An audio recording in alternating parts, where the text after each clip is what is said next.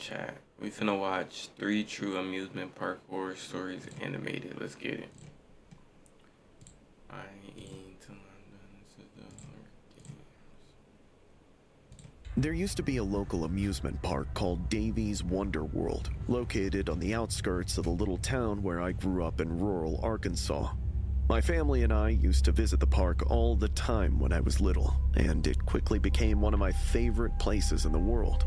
However, that all changed on July 19th, 2008, after I was almost brutally murdered at Davy's Wonder World, and my life has never been the same since. It all started one summer evening. My little brother Steven had just turned 13, and he wanted to celebrate his birthday at the amusement park. So we all went to Davy's Wonder World. After we'd arrived, we took a few family pictures and got some snacks before going on Steven's favorite rides at the park. A couple of hours passed before our parents told me it was time to go home, but I'd lost track of Steven, so I went to find him. It took me a few minutes, but when I finally found my brother, he was standing with a boy I'd never seen before, and they were both holding bright blue cotton candy. Steven then introduced me to his new friend Joey, who was a kind-looking kid with dark hair and brown eyes. He told me that they'd met at one of the park's food stands, and Joey had shown him where to get the best cotton candy in the whole amusement park. They both insisted that I should try it before we left, so I agreed. The cotton candy stand was called Billy's world-famous cotton candy. Nigga, why couldn't they just give her a piece? And ain't his name Billy? This place is called Billy's World Famous Cotton Candy. Ain't his name Billy? Hold on. Finally found my brother, he was standing with a boy I'd never seen before, and they were both holding bright blue cotton candy. Steven then introduced me to his new friend Joey, who was Joey. My fault. Isolated stall sitting on the edge of the amusement park. There were about 10 kids at the cotton candy concession stand, and they were all munching down on the cotton candy like it was the best thing in the whole world. Steven and Joey told me to get the blue raspberry flavor, which was the best seller, but there was something about the stall that felt off-putting. It was hard to explain, but I had this gut feeling that something was wrong, and it only got worse after I met the stand's owner, Billy. Billy was a strange-looking man with bloodshot eyes and a crooked nose. He also had this sick grin on his face as he looked at me and said, "Hey there, little miss. Would you like to try Billy's cotton candy? It's only $3, and it's the best cotton candy in the whole world." Everything about Billy felt wrong, and I was hesitant to buy anything from him, so I declined. Despite my refusal, Billy insisted that I try the blue raspberry cotton candy, and he even offered me a free sample. I was terrified now, and I told Steven and Joey that we should leave. But it was at this point that my little brother suddenly started foaming at the mouth as he fell to the floor. I mean, why would you even take cotton candy from somebody that looks like that? It wasn't long before all the kids around me began to pass out, and before I could even scream, a damp cloth was forced onto my nose. I tried to fight, but the world around me slowly went dark. I woke up in what seemed to be a cramped metal cage, and my eyes felt heavy. 1,000 thoughts ran through my mind as I hoped Steven and his friend Joey were safe.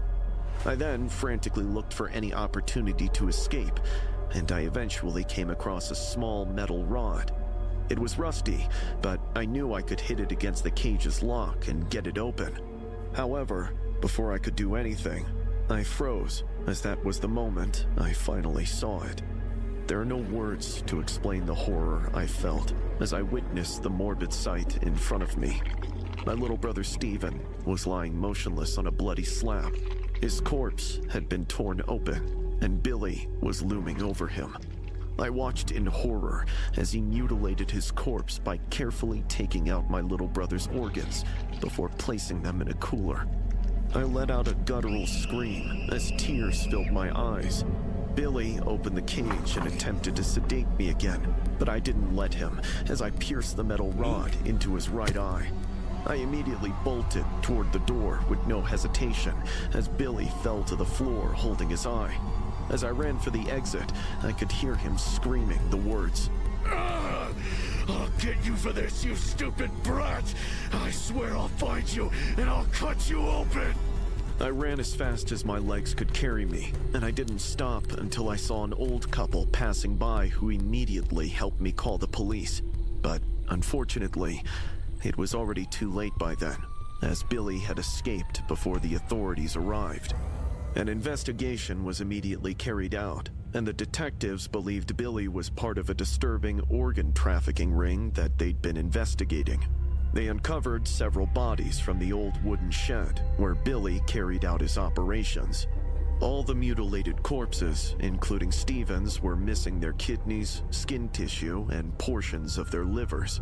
The detectives also found surgical tools, copious amounts of ice, in addition to organ preservation fluids like Belzer UW, SPS1, and HTK in the shed. I grieved for my little brother Stephen, and I couldn't imagine the terror he and his innocent friend Joey must have felt in their last moments. However, as the investigation continued, things took an even more disturbing turn when the detectives couldn't find anyone matching Joey's description among the corpses.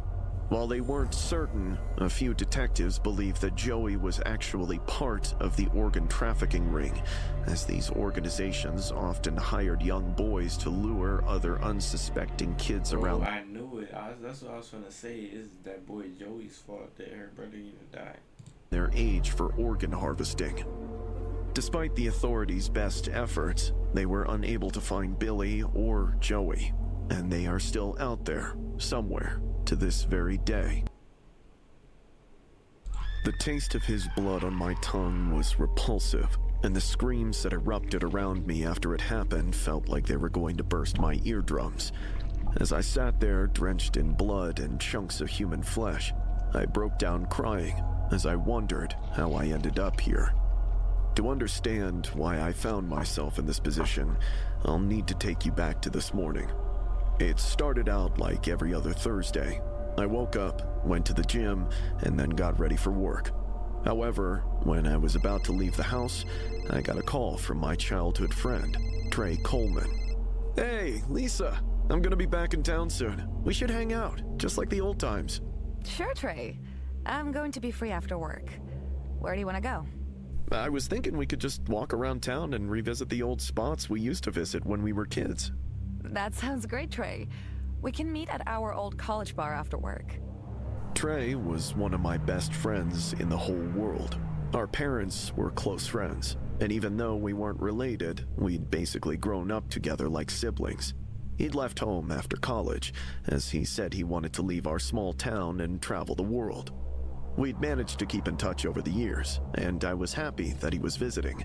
After I was done with work, I changed into something more comfortable before making my way to the bar. After we met up at the bar, we ordered some drinks and caught up with each other. Trey couldn't hold his alcohol well, and it wasn't long before he was drunk.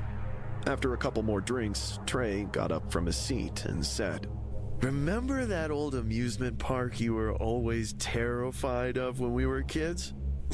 How about we go back and reminisce?" The Silver Lake Amusement Park? Why would you want to go to that old dump? There are much better places in town.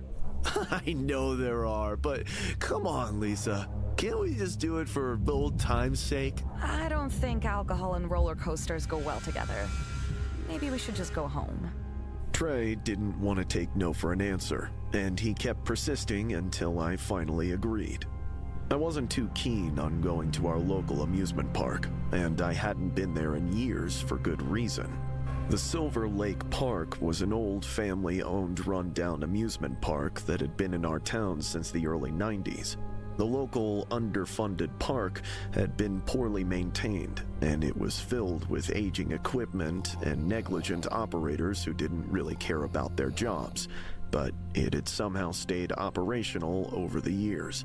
The last time we visited the park as kids wasn't a particularly good memory for me. I told Trey that I was scared of the roller coasters and I didn't want to go on any of the rides. However, Trey, who had always been a daredevil and adrenaline junkie, convinced me to go on one of the rides, and I ended up crying after we were strapped in. He would always tease me about this throughout our long friendship, and I wasn't really surprised when he said we should go on that same ride I was terrified of when we were kids. Even though I was much older now, I was still incredibly anxious and a little scared after they'd strapped us into the King, how's he gonna make you do something you don't want to do, bro? Just go home. very first seats. I began to wonder if the roller coaster's rusty old lap bar would hold, and my heart began to race in my chest, so I closed my eyes.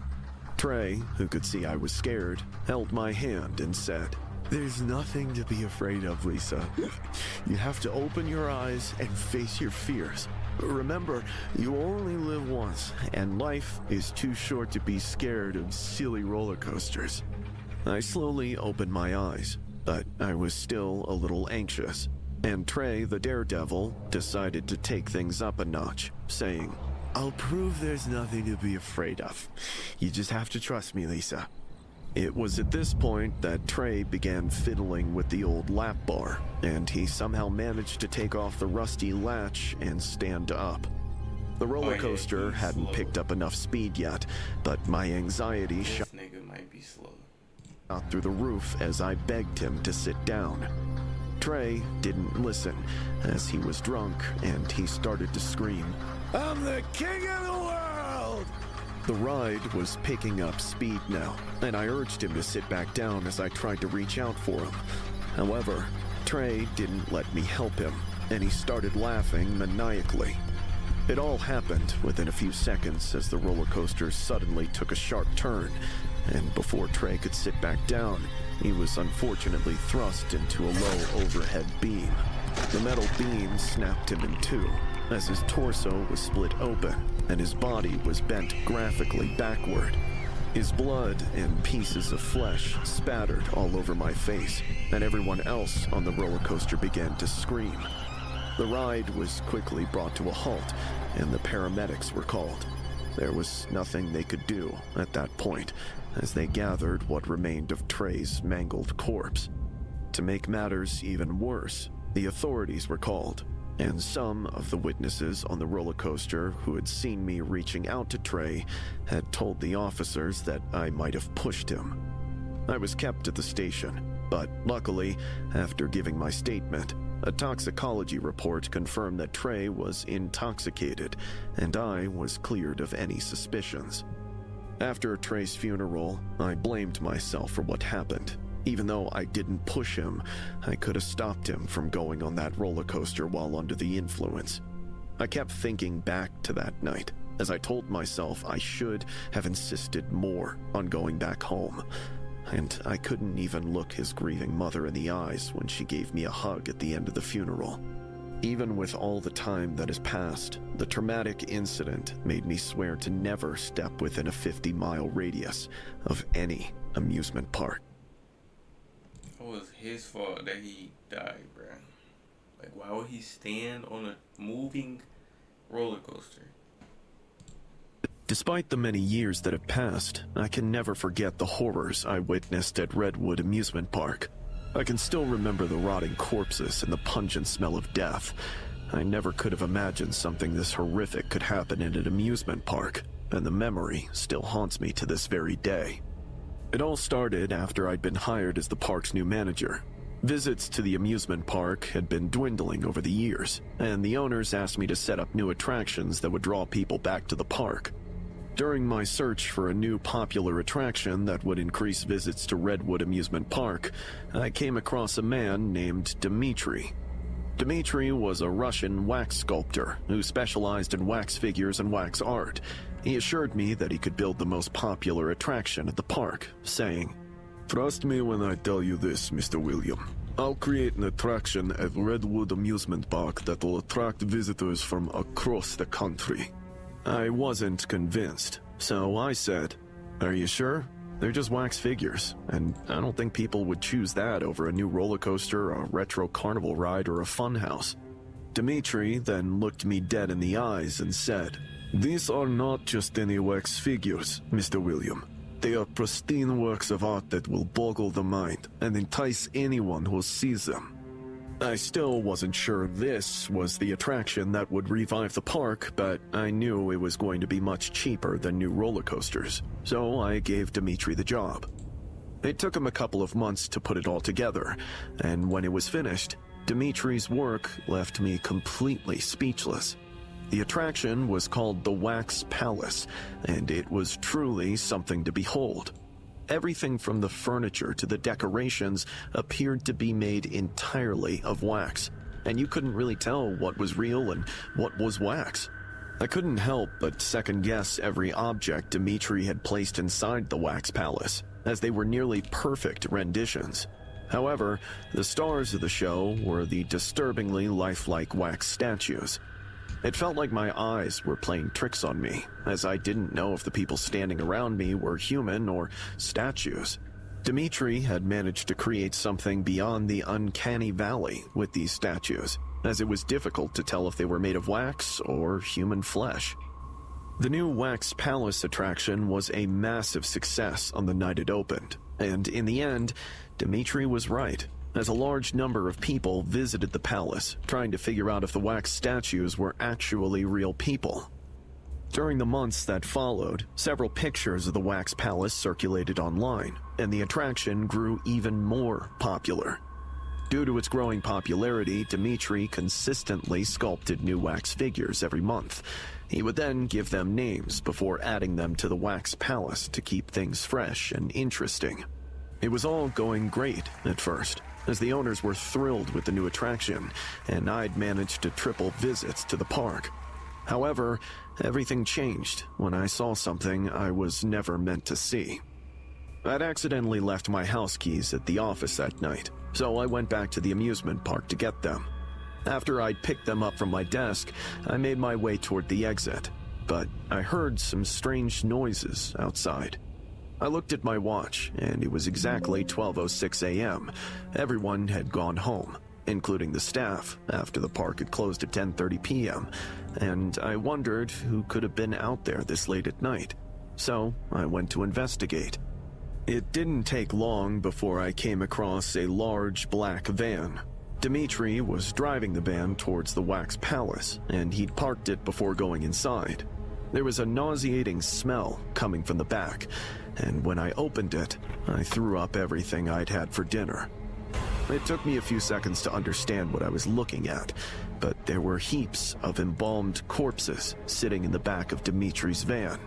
I couldn't believe my eyes, and when I saw him coming out of the Wax Palace, I confronted him immediately, screaming, "Dimitri, what the hell is this?" "Oh, Mr. William, I thought you left. You weren't supposed to see this." "What have you done? Why do you have all these corpses in the back of your van?" "I apologize for the smell, Mr. William. They've only been embalmed, but once I carry out the plastination process and clear out their eye sockets, those corpses will transform into the lifelike wax figurines that everyone loves." I held back the urge to throw up again, as I said, "You sick freak! I'm calling the police!" However, before I could even take out my phone, Dimitri lunged toward me and wrapped his arms around my throat. I tried to fight back, but Dimitri was a much larger man than I was. It became hard to breathe, and I thrashed around trying to find something, anything, that I could use as a weapon.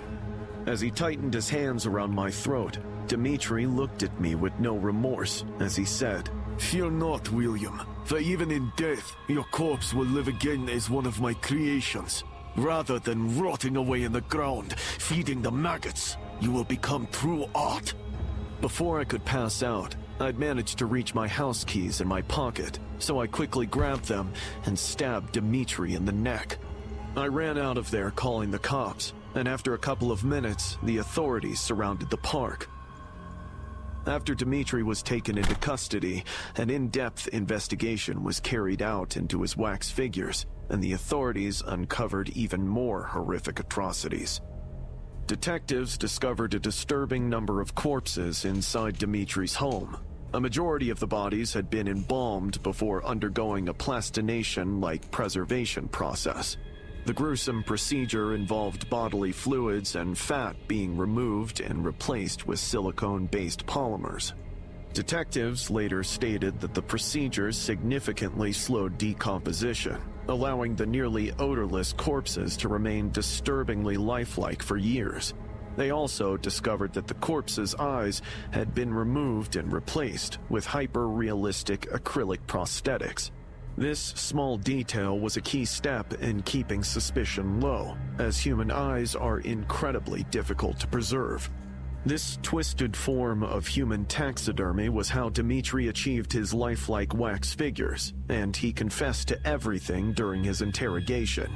He also told investigators that after the morbid process was complete, the corpses were coated with wax and placed inside the wax palace every month. The victims were all missing persons from Russia and Eastern Europe. Most of the identified corpses had suspected ties to organized crime, as their deaths had been linked to the Russian mafia. Detectives believed Dimitri, who had previously worked for the mafia as a disposer, had originally been tasked with getting rid of the bodies, but repurposed the corpses instead. The amusement park was shut down immediately after the horrific details were finally revealed to the public. In the end, even though all the victims have been put to rest, I'm still haunted by those corpses and Dimitri's horrific acts. Ever since that day, I've kept having this reoccurring nightmare where Dimitri slowly peels off my skin before covering me in hot wax and placing my body inside the wax palace to serve as a morbid attraction in his own. Gang. That might be the craziest. Ladies and gentlemen, twice yearly prep. IMR, bro. IMR, whatever. Gang. Y'all did y'all thing that time, bro.